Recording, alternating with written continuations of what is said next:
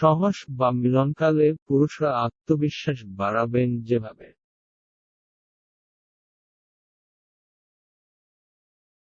অনেক সময়ই দেখা যায় স্ত্রীকে সামনে পেয়ে মিলনকালে কনফিডেন্স হারিয়ে ফেলেন কিছু কিছু পুরুষ, এমনকি জেনারির কথা উত্তেজিত হন পুরুষেরা।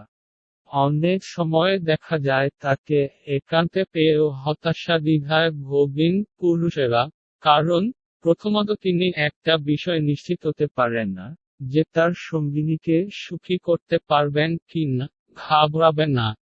আপনার কনফিডেন্স বাড়ানোর জন্য রইল কিছু টিপস।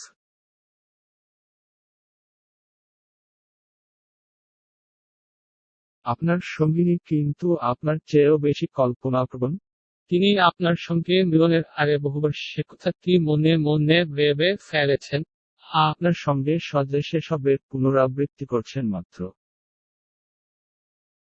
শুধু ফুটে কয়েক থেমে যাবেন না, কারণ আপনার স্ত্রী বা সঙ্গিনী হতাশ হতে পারেন। কাজের চাপ থাকবেই, কিন্তু নিজের সঙ্গিনীকে আপনি কতটা ভালোবাসেন তা চেপে রাখবেন কেন? অযথা হতাশ হবে না, দ্বিধায় ভুগবে না। বেশি পর্ন ফিল্মের ক্যারেক্টার নন আপনি, একজন বাংলাদেশি পুরুষ। আপনার যৌন ক্ষমতাও আর 5টা পুরুষের মতোই।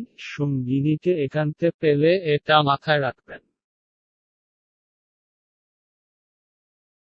মন দিন। সিনেমায় যতই দেখাক একগাল খোঁচা খোঁচা দাড়িতে নায়িকারা ছুটে আসছেন, বাস্তবে অনেক সময়ই তা হয় না।